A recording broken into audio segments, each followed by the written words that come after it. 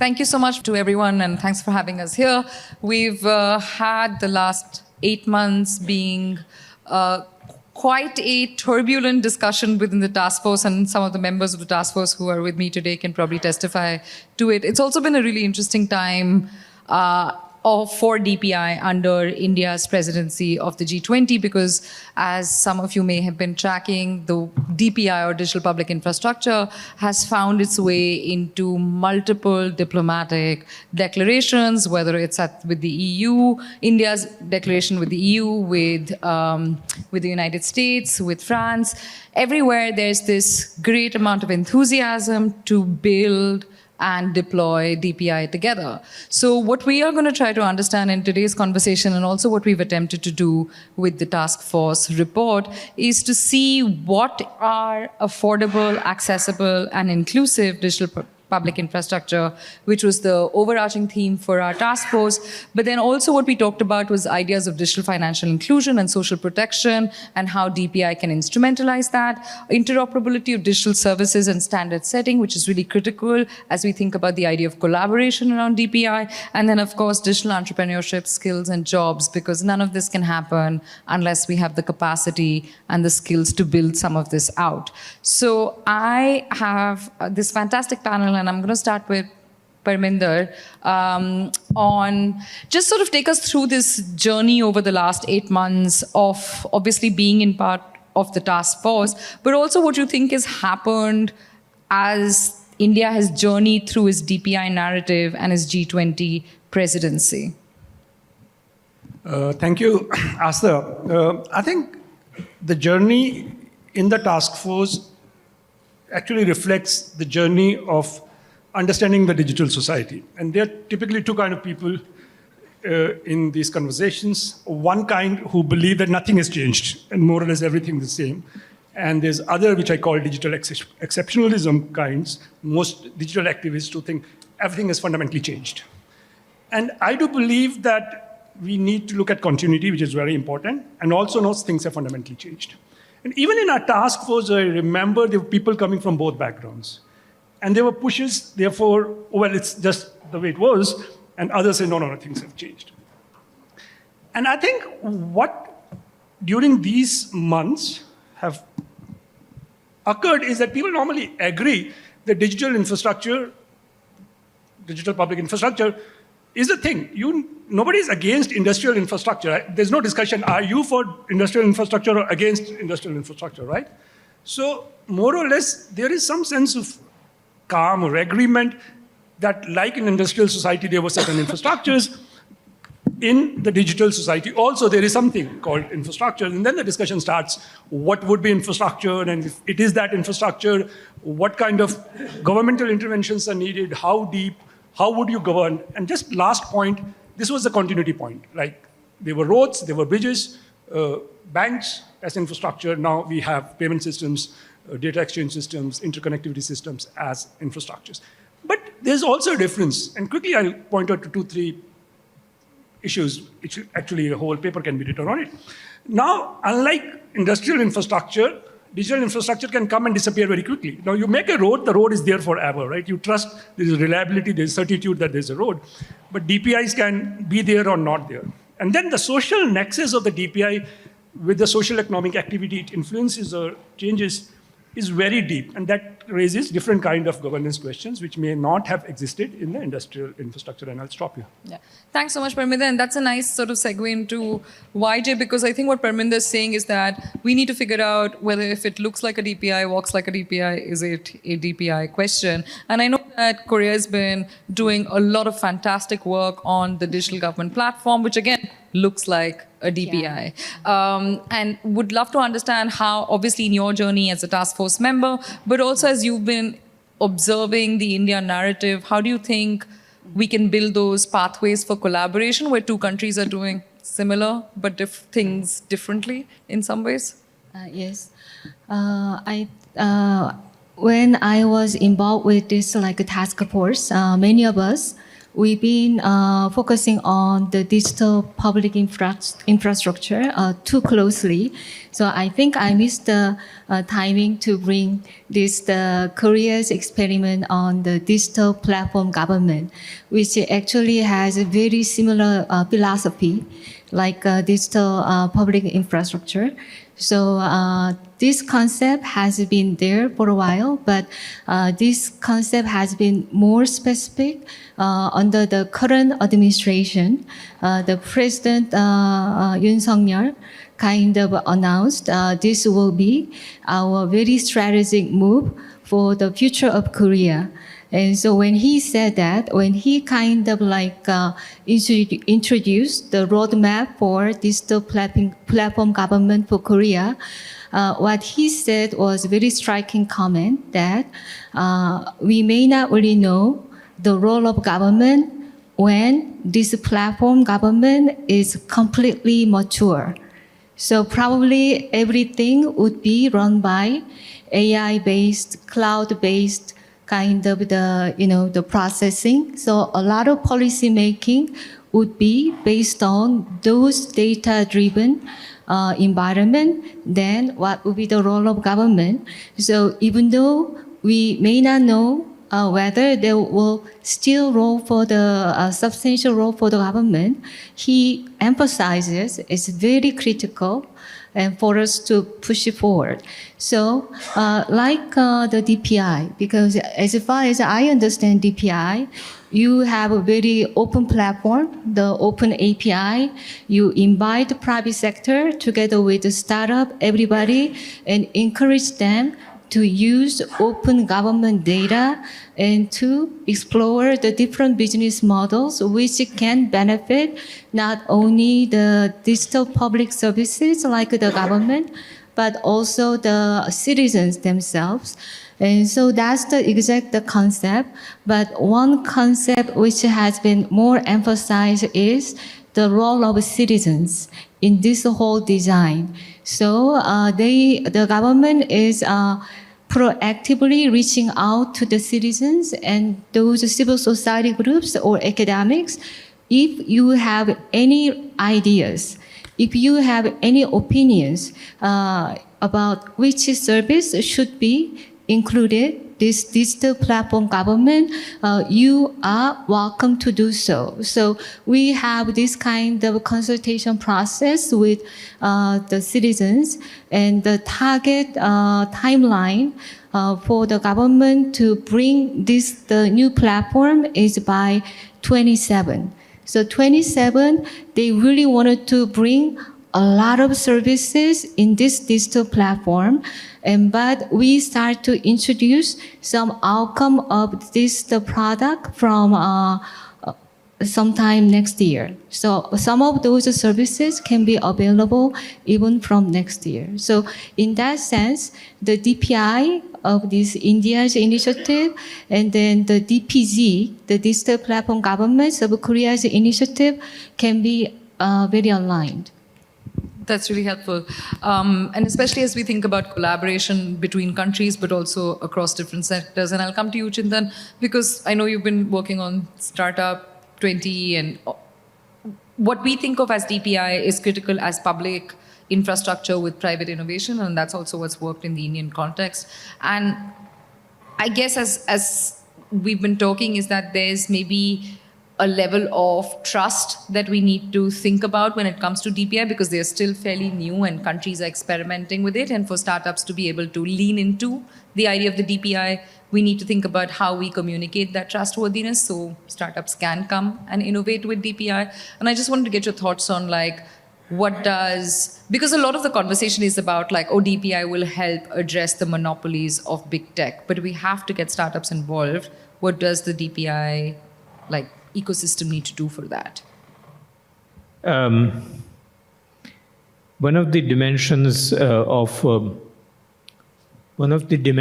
the DPIs that we didn't really expect to discuss as much in Startup 20, but we ended up discussing a lot, was, well, first of all, the idea of Startup 20 was like any G20 groups is what can you do as 20 that you can't do as one, right? So in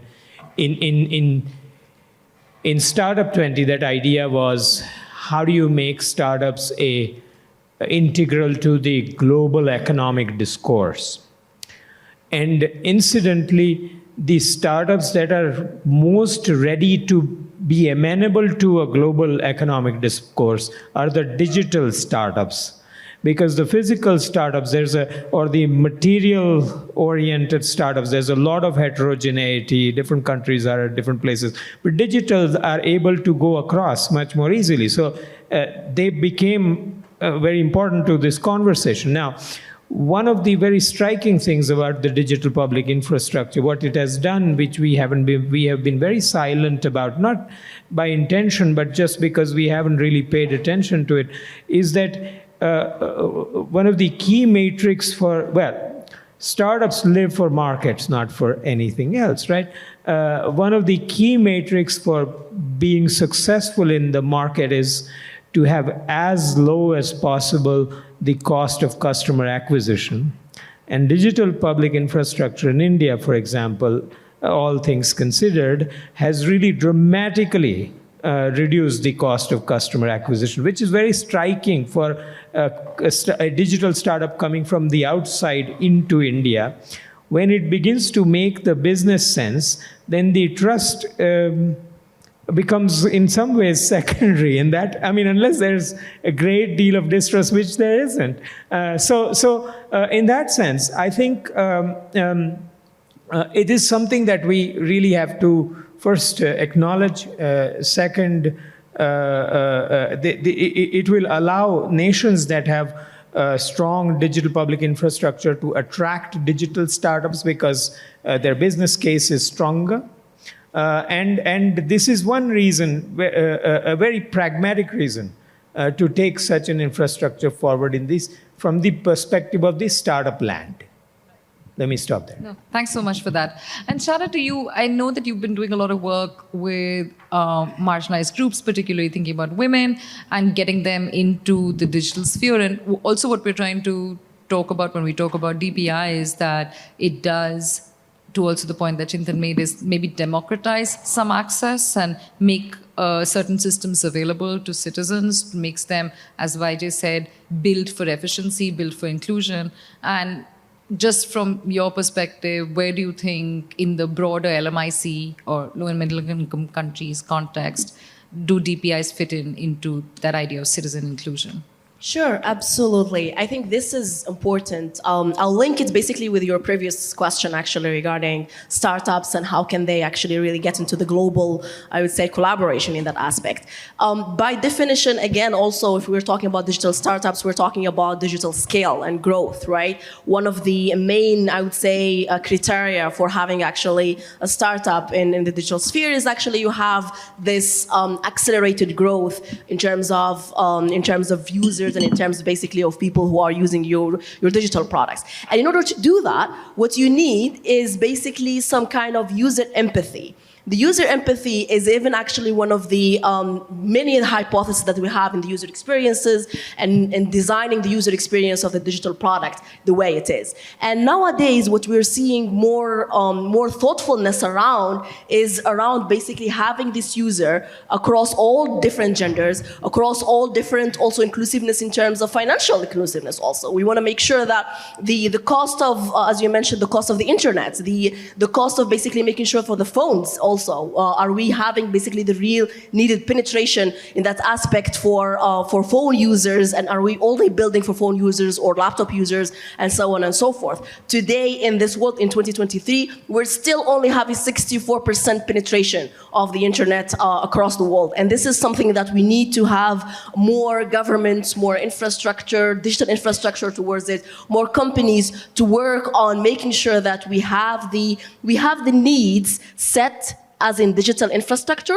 to enable these basically innovators as startups to come in and build for inclusiveness. Building for inclusiveness in itself is something that needs to have this infrastructure in place to make sure that we are working together and making basically this empathy from a digital perspective in place as well. No, that makes sense because it seems like we're in a little bit of a chicken and egg situation, which is that we have to build the DPI to get adoption, and then to get adoption, we need to have the DPI. But I wanted to shift gears a little bit and really focus on what G20 can do, because what we've heard so far is that there are different definitions, there are different perspectives, countries are doing their own sets of tasks around digital public infrastructure, however you might define it. There is some value add for citizens and startups, but also how do we get them to adopt this more? So to you, Parminder, as we sort of wind down the T20 engagement, two questions on that, and is what can G20 do as the presidency moves to Brazil? Because we also know that Brazil has the PIX, which is a version of a DPI as well. And then also, how do we stay with this DPI conversation in the agenda? There are two questions or the one? Yeah. What can G20 do and how do we stay on the agenda with DPI? How we keep it in the agenda? Yeah. Yeah, okay, I think a big part has been done by India. I mean, India is very early ages. At times, nobody a few months back or 2 years back knew what is DPI, and India showed what is DPI, right? Aadhaar is DPI, UPI is DPI. That's a good thing. People make sense of things when they see things. But after they have seen it, you have to theorize it. And there are two ways to tell what a car is. One is to show cars on the street and say, these are the cars. And other is to give a definition of something, and people can go around and see if that fits that description, that's a car. So we reached that stage, I think, when India has familiarized people, including through this G20 process. Many of them would have probably first time heard the name digital public infrastructure, and I'm assured a big number has. But now they've learned by seeing this is a DPI. We are at that stage, and two things need to be done. And I think India needs to perform a little better on that. Having given great examples, which is pioneering and is the best work anybody could have done. Now we need to theorize it, give definitions of what would be DPI. As you were seeing, somebody can then recognize if it talks like DPI and walks like DPI, then they can start calling it a DPI.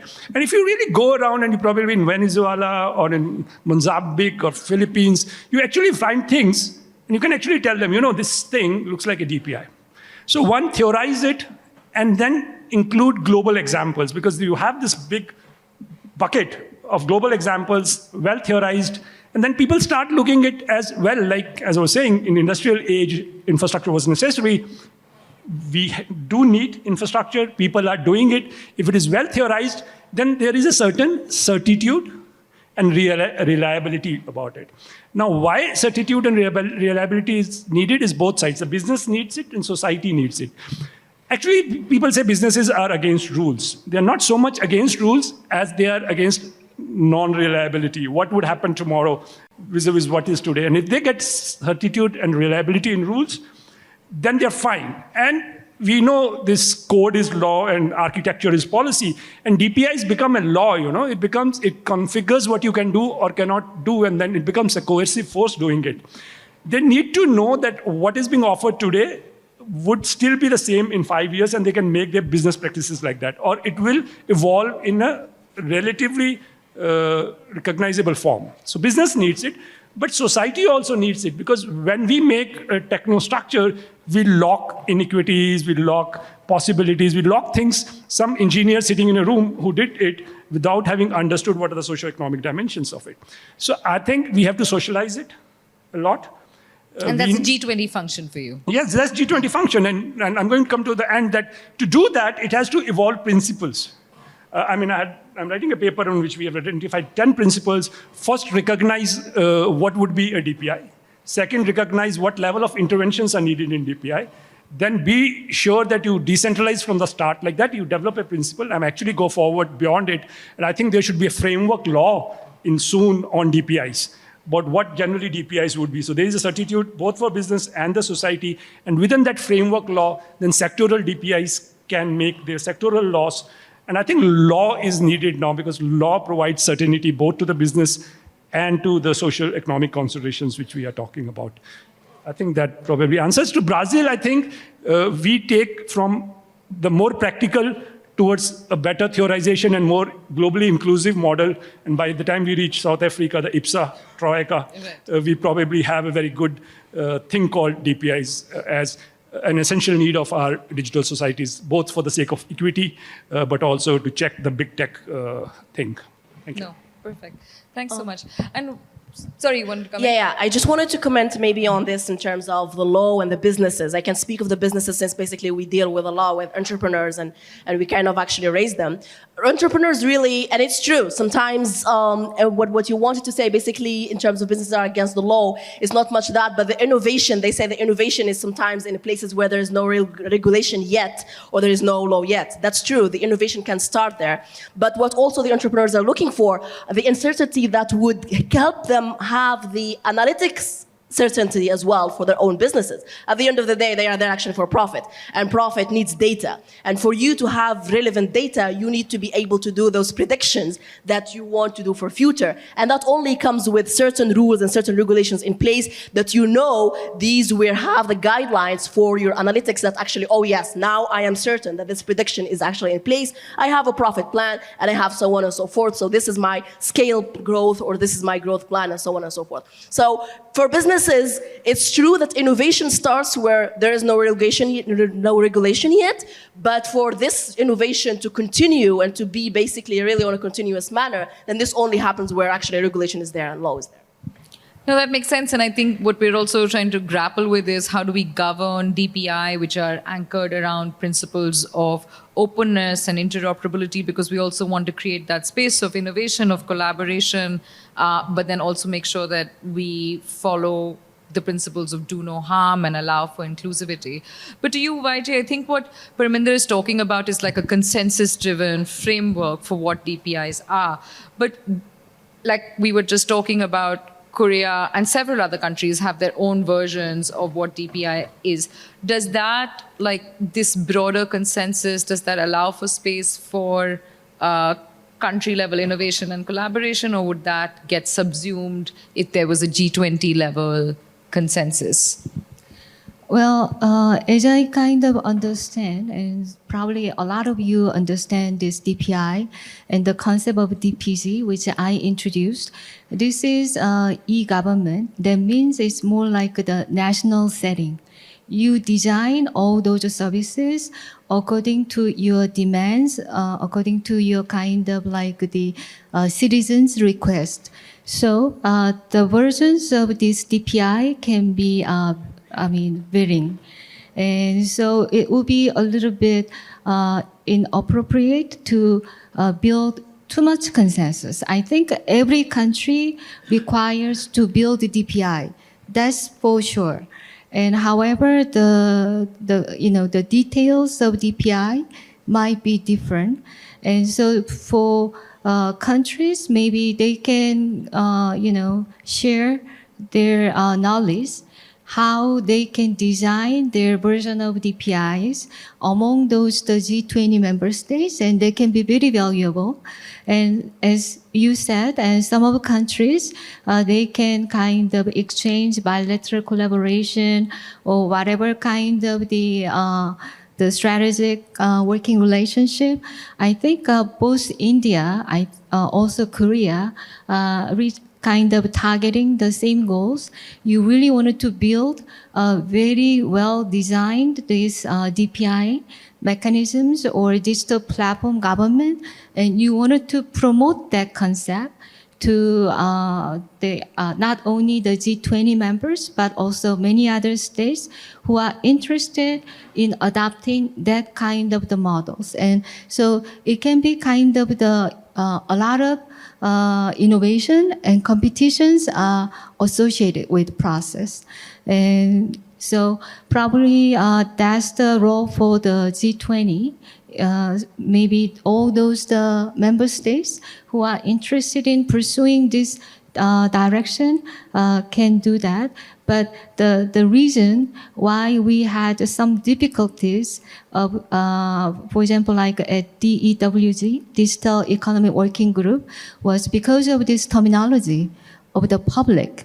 Because some countries, somehow they had issues with this public part because a lot of their infrastructure has been already set up by the private sectors. So they had those issues. So probably that's the kind of the negotiation we can go through down the road. Oh, that's helpful.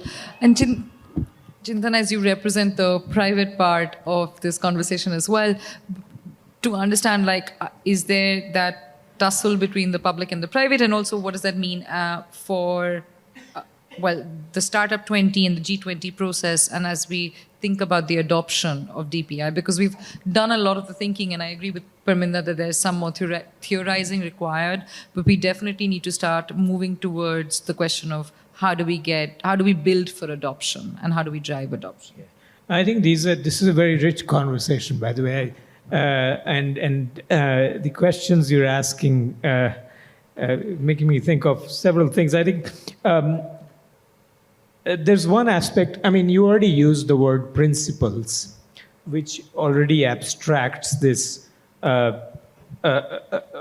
abstracts us a little higher than exact designs. But it occurs to me that there's an analogous problem that we had to deal with in Startup 20. For example, startups, the way that animal is defined in different jurisdictions is different slightly because that definition really is from the perspective of their industrial legacy as to what is it that you're trying to protect initially when there's less regulation, there's the penetration of these new types of entities. We realize that getting to a single definition is not possible, but getting to a framework that defines this startup is possible. So we sort of we went a step higher. We said that based on the type of legal entity, the age, the size, the scalability, and the innovation, if you take that, and then each dimension has multiple options. If you take that perspective, then all definitions can be accommodated, first of all. You can begin to delineate what is a traditional MSME versus a startup. In other words, when you begin to think about sort of scalability and innovation, that is not a mom and pop shop anymore, for example. Similarly, I think the DPI question is going to be what are the principles of designing this? Individual DPI, that will classify something as a DPI. But then how do you make them interoperate? Because this is the India versus South Korea, et cetera, right? This is not a new question. I mean, I think we have built systems that have this layered architecture for interoperation, et cetera. So, absolutely agree with that the legacy matters, because I think the more industrialized nations, their challenge is not in principle agreement to the utility of a DPI, but their challenge is to really implement it given their private sector legacy. I will stay away from using the word regulatory capture, but anyway. So there's some lessons here, because I think those are maybe because the unit of analysis in the startup land is just a startup at a time, and it's smaller and easier and faster moving, so you can track it better. Whereas here with DPIs, the scale is so humongous that you can't afford to make a mistake. Agreed. No.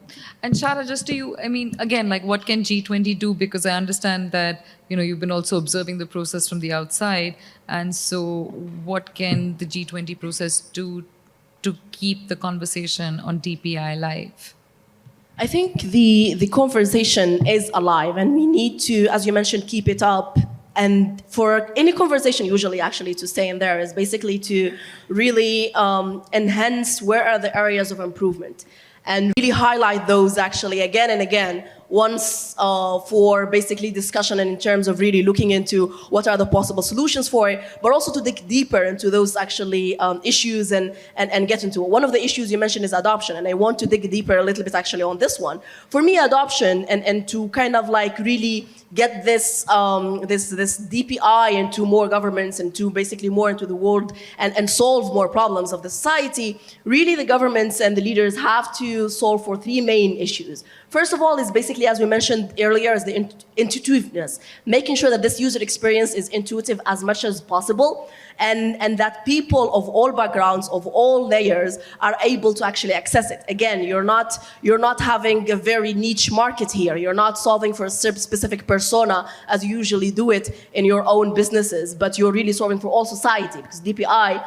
or the government services, as she mentioned earlier, everyone needs to use them at the end of the day. And if they don't feel that this is easier than going actually to the office and getting that paper, they're not going to do it. They're going to feel that this is actually more headache for me, so why go through that? So it's very important to have that kind of empathy with the user experience, that someone who is actually 15 years old, who is a digital native, who is Gen Z, can use it, but also someone who is 60 years old can actually also use it in a very, very easy manner and in an intuitive way. So that's the first one. The second one is actually reliability. Reliability builds trust. And that trust between the users and between the government or the builders is very important. And this is something that actually ensures the long-term running. This is not a project that actually we want to have it for like just 1 year or 2 years or 5 years. This is a long-term project that's actually revolving the nation, and it's really pushing not just only the digital aspect of the digital economy, but the whole thriveness of the world actually in that aspect, which will also enable the South-South collaboration, other collaboration, as we mentioned. So it's important to have this reliability, both technically and non-technically, in terms of what the user is looking for. Is there the context that the user is looking for, the timeless basically of when exactly to launch this and how to launch it. All of that is very important, because that's what builds the trust capital, I call it, that actually the user comes back to you and use it again. The third point, and which maybe actually is related to the first as well, is to make sure that this DPI and this portal in itself is actually something that is widely interoperable. What this means that multiple and different aspects can actually integrate to it and can make sure. This is what happens, what she mentions earlier is about the Korean and the Indian collaboration. This what enables someone actually can use the Indian DPI for something else. When you don't build from scratch, when you build from something that actually is already there, and when you have this integration open and those API, that's when innovation comes in. That's really where entrepreneurs, startups, public sector, private sector, all of them together are able to easily find the ways of innovation in there. Because when you built it, you already built it on something that's actually by nature and by default is integratable, I would say. So those are the main points in that. And just on interoperability, I mean, India's DPIs are built for interoperability and extensibility, and so that's something that's definitely been embedded. I'm determined to take questions from the audience because I know the last few panels have run short on time. So this is the time for any questions from the audiences, if there are. Can you request the central government, can they hold an annual meet for the startups, for the emerging startups inside the nation itself, just like an exhibition, and so that those youths can represent in the startup 20s, so the selected youths, they can perform in the global platforms. So can you request the central government to host, like every month they can host in some state and they can pick up, and then annually in center, then they can send to the startup 20 or Y20, something like that. If you can put a DPI spin to that question, I'd appreciate it. There's a layered architecture here also. In the sense, answers, yes, I think this is already going to happen from next year. I mean, this year it happened under various, say, Startup 20 had a large international startup conclave. But the proposal now, which will be carried out by the office that I represent, the Atal Innovation Mission, is to do an annual startup conclave, which will be international. The idea is to design it such that it is at three levels. So local startup type of events, followed by state level startup events, followed by that that international one. So that's how it's going to be designed. So already in works, but thank you. Yeah. No, sir. Thank you. Great. Any other DPI related questions, please? Yeah, thank you very much for the rich discussion. My name is Wolf Reiners. I work for the German Institute of Development and Sustainability. We also hosted an associated event 2 days ago on digital commons. Oh, perfect. And so DPI was at the heart of our discussion there as well. And I would like to direct a question to actually all task force members to elaborate a little bit on your discussions relating data flows. So free flow of data, maybe also data localization in respect to also previous discussion with geopolitical aspirations and so on. But given that the DPI example and India's key offering, as it says for the G20, what comes with this dimension, right? So where does the data sit? How is it governed? And what role can the G20 play in this context? I would be very interested in that. Thank you. Oh, thank you. Great question, Parminder. I can answer it in very short, that almost all digital trade discussions globally, including at G20, stop because of that question and do not proceed year after year after year. And since you want to put that question to this DPI panel, I think it's a tricky affair. I'd rather avoid going into it. But as Asa knows, I love to talk about it, by the way. But I'll pass it on. YJ, would you dare to come in on that tricky question? Yes, I think so. By design, this DPI or DPZ, the data will be localized. So I think but if those the countries who agree to have interoperable kind of the connections, they should have some kind of the understanding or agreement how they will allow those data can flow. But taking advantage of this, I wanted to kind of the ambassador of the India, who are based in Korea, met with the chairman of the digital platform government several weeks ago. And so indeed those two countries started to explore how we can work together. And so the Indian ambassador in Korea invited the chairman of the digital platform government. And so there will be a lot of some kind of dialogue between two countries who are seeking very similar, the digital public services. And then the one more thing, I think probably Paminda can understand where I'm coming from, because we've been working on the internet governance for many years. In that domain, we had a lot of struggle of what could be the role of government and what could be the role of private sector, what could be the role of the citizens and civil societies, especially when we understand how internet or digital society should be governed. And now I think those governments started to wake up. So when we discussed this internet governance, and of course it is a very private sector oriented multi-stakeholder principle. And this is all about multi-stakeholderism. And the previous session was about multilateralism, where they didn't even consider other stakeholders that much. But in the context of a multi-stakeholder, we really have to find a balance. But so when we talk about this internet governance, it was very private sector oriented multi-stakeholderism. So now, as the Chima was warning us, this disruptive technology called as AI is coming to us. And so when AI is coming to our society, I hope our government should be more aware about this kind of the threats.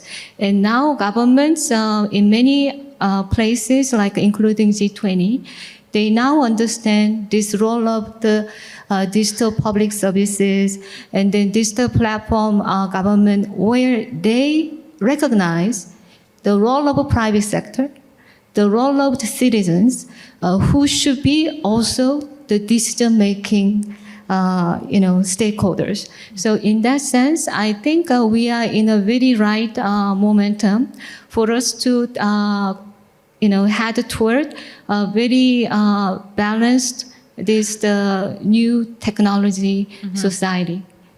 Right. Those sounded like closing comments. So I'm going to give all the other three panelists 30 seconds because I'll take the last 30 myself. Start, Parminder, with you. I can start. I think in 30 seconds is difficult, but I think we have to also address the elephant in the room of DPIs, which is the state interface with the society. And I actually really say, and this is very controversial, that as society gets digitized, the state has less and less points of intervention. And I actually look at it in a positive sense that DPIs do give points of intervention into the society. But that should not be some erratic, just I decided today to do it, and therefore it should be legally supported. Right. It should be based by law. But however, the other side of it, of course, is an authoritarian state. So we need to figure out that balance, that we use DPIs for actual regulation in a proper manner, but just don't go overboard with it. And that part of the DPI is important. Chada? For me, my last statement would be that it's very important and vital for the governments basically to build those DPIs with the user in mind. And when we say the user in mind, is the society with all the genders, the society with all the backgrounds, with all financial basically inclusiveness as well, making sure that this DPI is accessible in multiple platforms, making this DPI is intuitive and is very easy to use so that actually the government services are now really the way actually to go and the really way to ease the problems and a way to close this gap that actually we're showing also in gender equality. For me, it would be that digital public goods infrastructure will be a reality in the future for all nations. Which form they come into is their legacy will decide that. But I think one part of this story that is not getting explored as much is there's no research on the institutional side of it. Digital architectures are easier to build, but reforming governance, which is the complement to it for the adoption of it, is much harder to do. And the adoption internationally will not scale up that fast unless institutional side of it also gets researched and democratized. Right. So all of this to say that the DPI conversation is very much alive and kicking. Brazil has a tough job ahead of its presidency as it tries to unbundle some of these issues and really drive for adoption. I think what we're hearing is that the role of the G20 is very much to enable, obviously, to instantiate some of this thinking, to mainstream it, but also to see what kind of frameworks we can build to govern and to build for inclusion. And then also, of course, how do we do that while allowing for, other approaches and sort of an eclecticism in terms of what DPI is. So thank you so much, and thank you to my panelists.